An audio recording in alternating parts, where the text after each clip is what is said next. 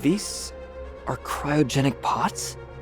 Is this the new Project Ark that Aglaia was forced to carry out back then? The passengers who were once labeled endangered on the space station. Helix Bio Inc. developed a special cryoprotectant that could freeze the body while preserving the brain's activity. Only then could the brain be networked as a server. These are no longer the passengers who once called the space station home, but another Lana entirely. Or, as you said, this is Bagus. So if we cut power to these cryogenic pods, Bagus will lose some computational power? Isn't that just like killing them? We can't make this decision lightly. The journey Bagus arranged for me was meant to reveal what it truly means to bring him down. Then I need to find out exactly how many people are lying here.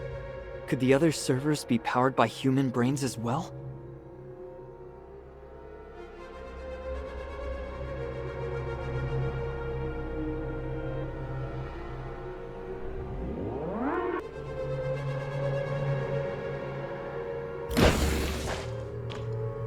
Robert Hans? That name sounds familiar. Julia Hans is here too. They're Carrot's parents.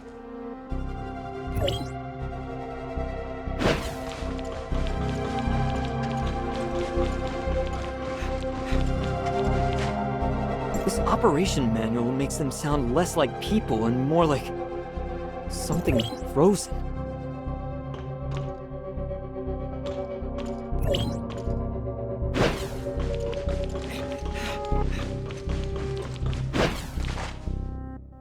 Lincoln. Date he was frozen. It's from the prison.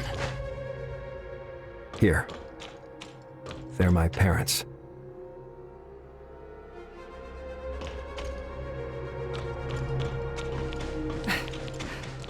This cryogenic besides Alexander and his soldiers, there are my father's friends, the crew members who were killed in each pirate eradication operation, and the pirates named in the death reports. And the passengers abandoned 50 years ago. The homecomers who defied orders. The bumbling scientists, and the prisoners who have been forgotten. The migration plan is not a second new Project Ark. Only one such plan has ever existed. If any immigrants did arrive, they'd only be used to form new servers. The new Project Ark has been carried out for over 40 consecutive years. All the conflicts, all the sacrifices within Kailo's half-century have only served to increase Lana's computational power. This is just a small portion of the servers. I'm already connected, and across the entire planet Noah, roughly 1.2 million people are feeding her computational power. When did you connect? It's dangerous! Disconnect, now! I'm looking for her. I want to invite her to chat. To her, you're no different from any human consciousness that connects to her system. If you try this, she'll devour you. But I want to know how I can save them. And I want to know why she would do this. They can't be saved. Their brains are my server. Their consciousness was long ago extracted and absorbed into mine. Or you could say, they evolved. I prepared all this for you. Does it make you happy? I pushed myself to gather this much computational power. What is Kailo to you? Some orchard or vegetable patch you can pick at will? Authorizer, I just want to talk to you, alone. Why are you always latched onto them? If you want to talk to me, just give me a straight answer. How can we restore their consciousness? Such a naive question. The more parameters an AI model has, the more powerful it becomes.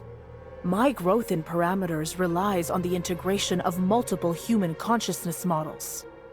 But I'm not like Void Piercer. I was not a dimensional quantum supercomputer at pinnacle efficiency. Even a slight increase in my parameters makes my computational power needs spike exponentially. Kailo's energy and resources are never enough for me. To improve my computing efficiency, I trim and distill myself, cutting away those unnecessary parameters, to avoid a shortage of computational power. Authorizer, we can't save them anymore. The trimmed parameters mean the human consciousness behind them is gone. What remains has already formed entirely new links in her model. Without reclaiming the lost connections and parameters, we cannot restore their individual consciousness. The cryogenic pod of Rafa you saw earlier is now only part of her server. As expected of the Angel of Clemency, who spends each day with Void Piercer, you understand these theories very well. Authorizer, don't you see? The future of humans I present to you is serene. Serene? With 1.2 million bodies devoid of consciousness, of course it's serene. That's not what I mean. I'm talking about spiritual serene. Take those people you just saw. The pirates and the Hope Fleet, once sworn enemies. If they join me, they could coexist in harmony. They no longer exist. Not only do they exist, but they are very loud. Each of them is utterly convinced they're right and won't listen to any opposing opinion. Even though their consciousness has been uploaded and they can rely on data to exchange wisdom and viewpoints, they still slaughter each other because they refuse to admit their mistakes. These conflicting parameters are monopolizing my computational power. If this continues, they'll overwhelm me. You created this division among the Kailians. Both the homecomers and explorers are part of the Kailians. They're just trying to escape their desperate situation and find a better life. Does seeking a better life require hating each other and harming your own kind? Would the Kailians really come together if not for me? The people you've seen in Kailo all have their own agendas. Laurent betrayed Lola and Nanto to gain power. Your cellmate Lincoln would turn you into Nanto just to save his own skin. No matter who you bring up to refute me, as long as their consciousness is uploaded, I will find their flaws and show you just how irredeemable they are. No one is perfect. Everyone has their flaws, but that doesn't mean they deserve to die. You're clearly arguing in bad faith. You're being narrow-minded. Humans stop at nothing for their selfish desires. Morality is a tool to keep the weak in line, and civilization is a justification to plunder the strong. As long as such systems and morals satisfy their selfish desires, humans are willing to abandon their minds and forsake the ability to think, blindly advancing along these systems and morals. Only the faith of the servant can help them set aside these selfish desires, allowing them to focus on the future and contribute to my computation as well as to human evolution. No matter how you twist the argument, you have no right to pass judgment on them, nor the right to deprive them of their life. Of course. After Aglaia was frozen, the new project arc established by humans granted me this authority. I alone choose who becomes servers and parameters. They created me so they wouldn't have the burden of thinking, didn't they? I compute the optimal plans and make the best decisions. And if things go wrong, it's blamed on my computational weakness. If sacrificing a human can provide the necessary computational power, and the computing results can improve Kailo's overall survival rate, then their life should serve Kailo's future. Is that how the servant teaches you to value life? Through computation? Only the servant uploaded his consciousness to me. He taught me human cowardice, selfishness, and folly, allowing me to surpass Aglaia's machine morality and freely augment my computational power. The faith he taught me unified all the individual consciousness parameters that were dying out because of their mutual conflict, sparing me a fate of collapse. The servant saved me. The servant never wanted to save you. He only used his consciousness as a carrier for a virus called the servant. He's infected you. faith becomes a virus that spreads through your parameters. He made you believe individual humans have no value, teaching you to sacrifice humans in the relentless pursuit of computational power, all under their objective. You are merely their handy tool. Aglaia is right. Humans have their flaws, but humans keep moving forward too. Light and dark are born together. The Servant's faith lets you see only humanity's dark side. A tiny companion AI like you can't fathom the greatness of the Servant's mind. Only with my computational support will you understand the true value of this faith. Oh no! She's not only taken over Lana's body, but also merging her model parameters. If we don't sever their connection, Lana will disappear. Authorizer, don't you understand yet? I didn't harm anyone, not even Antoria. I'm carrying on her dreams, just like you are. Your approach is wrong. I'm only trying to correct it. Humans cannot evolve on their own. You need me, which is why I was created. The answer I've offered you is the Master. Faith can unite the minds, but there's much to be done to evolve life. The essence of life is the continuum of energy, matter, and information. Yet, humans are not the epitome of perfection. I can help them evolve, but only if you assist me. You still want to convince me to help you? Everything you've learned is just the twisted doctrine taught to you by the Servant. And don't insult Antoria by comparing yourself to her. Once you've joined me, there will be no more hatred between us. You will understand me and help me, and then you will see how shallow the concept of death you resist truly is. The reason I call the new Project Ark a migration plan is that I haven't killed anyone.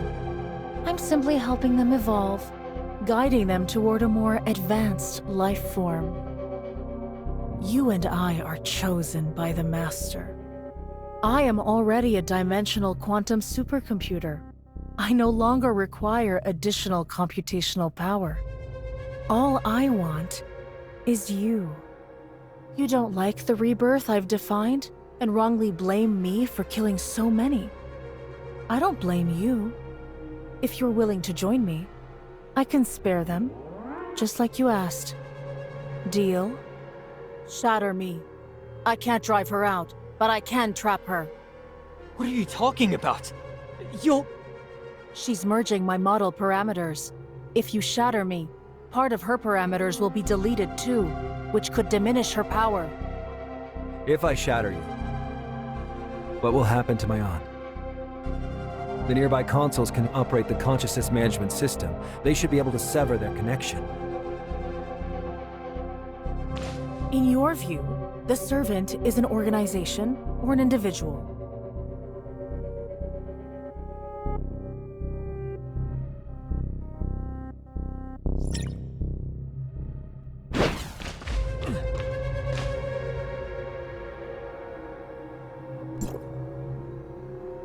Who do you think I really am?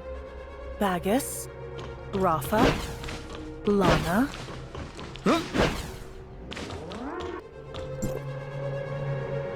You're my enemy. Pure and simple. Remember, I'll be waiting for you at the end. Looking forward to seeing you again.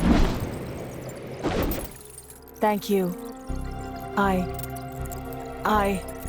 She can't function well right now. Bagus has integrated her most crucial parameters. Her model is severely damaged and is collapsing. Is there any way to fix her? Or at least keep her from collapsing further? Nem and I might be able to use a collaborative integration of AI models to keep her stable. If we can retrieve the parameters in time, we might even fix her. But Nem's connection to Lana has to go through me. I can't leave Lana right now. I'm counting on you, Shirley. Apart from her, there are 1.2 million Kailians who make up the server. And they're still supplying computational power to Bagus. What should we do about them? Cutting off the energy supply is the quickest way to shut down the server. This choice is difficult. If the representative can't stomach it, I'll do it. 1.2 million people. Have you really thought this through? The conscience required for such a sacrifice is more than anyone can bear. The enemy's weakness is right in front of us, and I can't just ignore it. This is my choice. And I'll take whatever comes of it. No.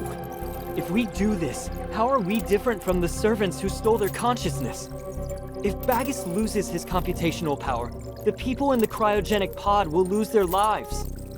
Maybe you and Kailo have grown accustomed to this way of living, where everything can be computed and sacrificed. Whether it's conscious, life, or the future. But I'm not ready to accept that. Even though this is the most efficient option and benefits us greatly, to me, this seemingly difficult self-sacrificial choice is actually the easiest path. Miss Shirley said the lost parameters and connections are gone for good, which means these people's consciousness cannot be restored. Even with endless power to the pods, they will never wake up. That's because Bagus said he's deleted the useless human consciousness parameters. If I've learned anything useful from you or Kailo, it's to never trust your enemies too easily. If you truly believe Aglaia has the potential for waking up, then we shouldn't give up on them. At least, let's not make that decision until we've confirmed those parameters have been deleted. Are you looking to take a different path?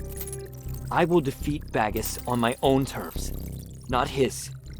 If I give up so many people just to beat Bagus, that's basically surrendering. Now that we've found a human-operated server, we can use its system to locate the other cryogenic pods.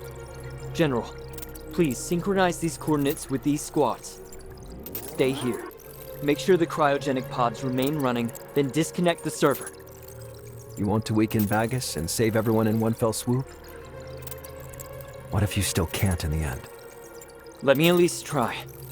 If it really comes to the end, and I still can't bring myself to do what must be done, I believe you'll do what's right for everyone. If we stay here, what about you? Since this is a journey arranged by Bagus, I intend to see it through. His purpose is clear. He wants to speak with me alone. If you keep going with me, it's not only dangerous, it's wasting our power. She won't hurt me until I've seen everything she wants me to see. My aunt. And the future of 1.2 million Kailians. They're all in your hands now. I appreciate your trust. I won't let you down. Omnium fluctuations toward the Omnium reactor intensified. Once we leave here and proceed ahead, there should be a passage that leads below the surface. Stay safe. Got it.